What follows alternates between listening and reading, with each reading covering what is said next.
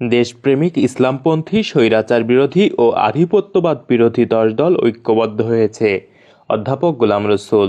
সংগ্রামী ভাইরা, আগামী জাতীয় সংসদ নির্বাচনের জন্য দেশপ্রেমিক ইসলামপন্থী স্বৈরাচার বিরোধী আধিপত্যবাদ বিরোধী দেশের মাটি মানুষের সাথে যারা দীর্ঘদিন রাজনীতি করছে সেই ১০ দল আজকে ঐক্যবদ্ধ হয়ে আগামী দিনে নির্বাচনে তারা প্রতিদ্বন্দ্বিতা করবে।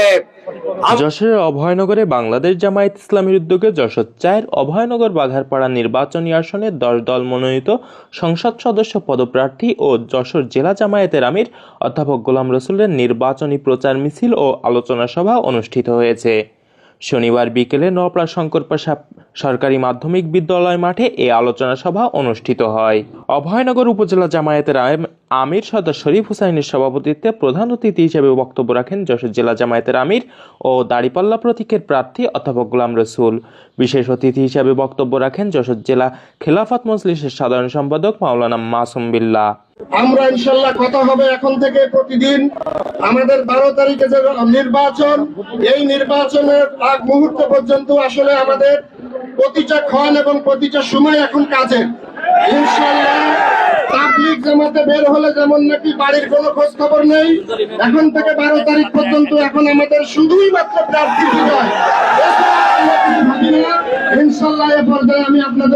এছাড়াও বিশেষ অতিথি হিসেবে উপস্থিত ছিলেন যশোর-৪ আসনের জামায়াতের নির্বাচনী আসন পরিচালক অধ্যাপক মশিউর রহমান, উপজেলা জামায়াতের সেক্রেটারি এস.এম. মহিউল ইসলাম, পৌর আমির মাওলানা আলতাফ হুসাইন, সাংগঠনিক সম্পাদক আশিকুল ইসলাম, পৌর যুব জামায়াতের সভাপতি মাসুম বিল্লাহ, উপজেলা শ্রমিক কল্যাণ ফেডারেশনের সভাপতি নুরুল ইসলাম বাবলু, সেক্রেটারি ইউনুস আকুঞ্জি, উপজেলা শিবিরের সভাপতি আমানুল্লাহ সাদিক, পৌর সভাপতি সাকিব হুসাইন, নওপাড়া কলেজ শিবিরের সভাপতি ফয়সাল আহমেদ সহ বিভিন্ন অঙ্গ ও সহযোগী সংগঠনের নেতৃবৃন্দ।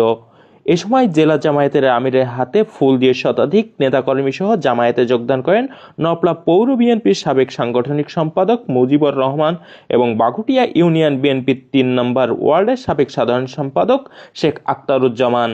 আলোচনা সভা শেষে হাজার হাজার নেতাকর্মীর অংশগ্রহণে যশোর খুলনা মহাসড়কে একটি প্রচার মিছিল বের করা হয়। মানবতার যারা দুশ্মন, মানুষের অধিকার যারা ভুলণ্ঠিত করে, মানুষকে যারা জুলুমের মধ্যে রাখে, নির্যাতনের মধ্যে রাখে, তারা বিগত ১৫.৫ বছর বাংলাদেশের মানুষকে বন্দী করে রেখেছিল। আমাদের গণতান্ত্রিক অধিকার হরণ করেছিল, মানুষের ভোটের অধিকারকে হরণ করেছিল, এদেশের আলেম ওলামাদেরকে যারা হত্যা করেছিল, বাংলাদেশ জামাত ইসলামীর শীর্ষ পর্যায়ে নেতৃবৃন্দকে হত্যা করে বাংলাদেশের মাটি থেকে ইসলামী আন্দোলনকে চিরতরে ধ্বংসের যে ষড়যন্ত্র করেছিল, আমরা দেখেছি এদেশের তরুণদের জীবন এবং রক্তের বিনিময়ে ২৪-এর গণবিপ্লবের মাধ্যমে স্বৈরাচারী ফ্যাসিবাদী শক্তির পতন হয়েছে।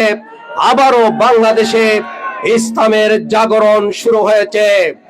সংগ্রামী ভাইরা, আগামী জাতীয় সংসদ নির্বাচনের জন্য দেশপ্রেমিক ইসলামপন্থী স্বৈরাচার বিরোধী আধিপত্যবাদ বিরোধী দেশের মাটি মানুষের সাথে যারা দীর্ঘদিন রাজনীতি করছে সেই ১০ দল আজকে ঐক্যবদ্ধ হয়ে আগামী দিনে নির্বাচনে তারা প্রতিদ্বন্দ্বিতা করবে। আমাদের বক্তব্য, আমরা আমাদের প্রিয় মাতৃভূমিকে দুর্নীতি মুক্ত করতে চাই। সংগ্রামী ভাইরা, আমরা চাই আইনের শাসন প্রতিষ্ঠা করতে, আমরা চাই চাঁদাবাজ এবং দখলবাজদের হাত থেকে বাংলাদেশের ১৮ কোটি মানুষকে মুক্ত করতে।